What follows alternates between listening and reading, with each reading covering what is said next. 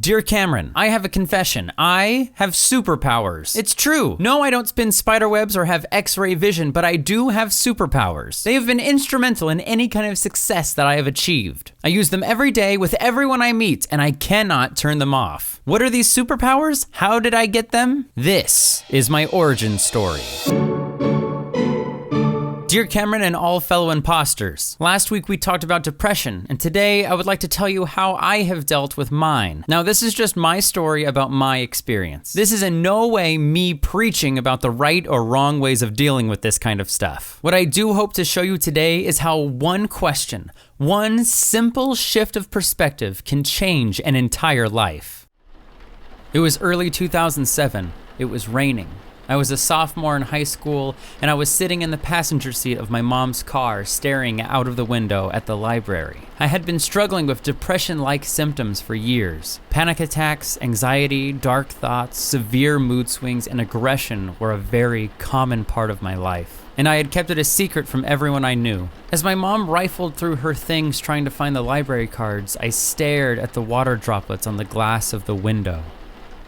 I can see and smell and feel every sensation about that moment still, because suddenly this swelling sensation bubbled up through me, and I began to cry. With no trigger or stimulus except the water droplets on the window, I broke down. After years of staying strong, right there, right then, outside the library at 2 p.m. on a Saturday, I broke, and I cried.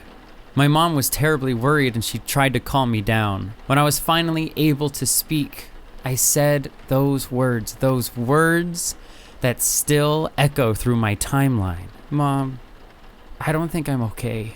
Flash forward, my mom got me help.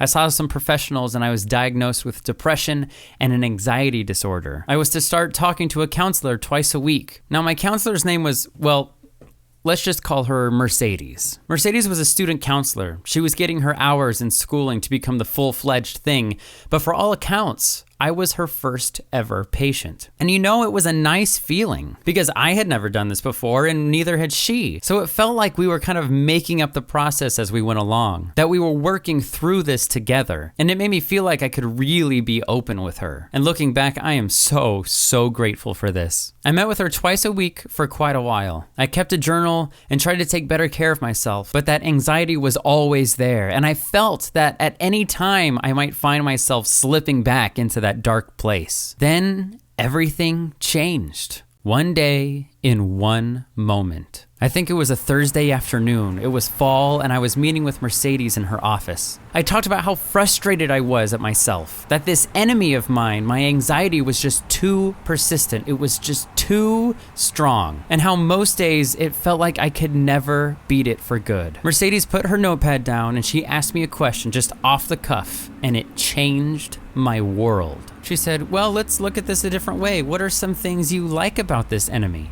What? I said, I don't know. What are some good parts of your anxiety? Is there anything about it that you like? And I stopped and I really thought about it. And I said something like, the days when my anxiety is really bad, the whole world seems different. Like somehow incredibly vast and very small at the same time. It feels like I can see the world for what it is, the way it really is. What else? She said.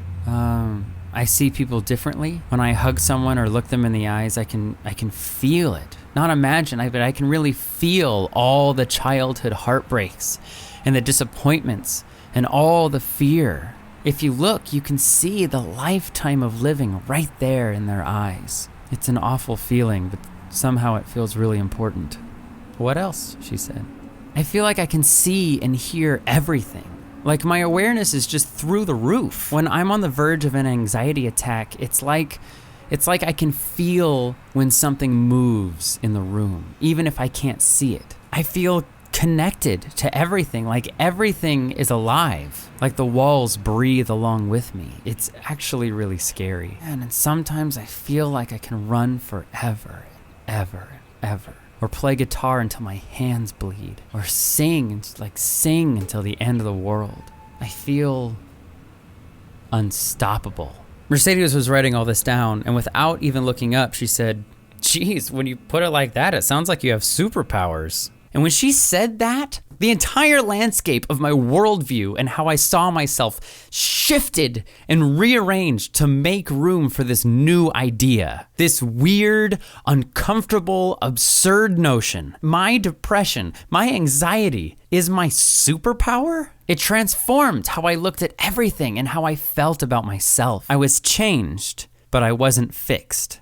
Mercedes' student program was ending and she was moving away. After she left, they tried to give me to someone else to talk to, but I didn't go. Flash forward. So I'm 25 years old now, and from that time to now, I have written and produced more than 6 albums, a 1-act musical. I learned how to play more than 12 instruments. I've been a storyteller, animator, writer, clown, illustrator, karaoke DJ, magician, actor, director, filmmaker. I graduated college. I moved out of my hometown. I taught high school theater. I taught myself pretty decent French and some Japanese. I'm a 5th Q in Aikido, and I've built and maintained my own creative small business, and I'm a husband and a father. And I'm not exaggerating when I say that people ask me actually quite often, how is it that I do so much stuff? And I usually say something like, the good Lord just gave me too much energy. But you know, that's not the whole truth. What I really mean is what I'm really saying there. And here's the real confession. I never beat depression. I meet my anxiety face to face every single morning. But instead of fighting with it, I say,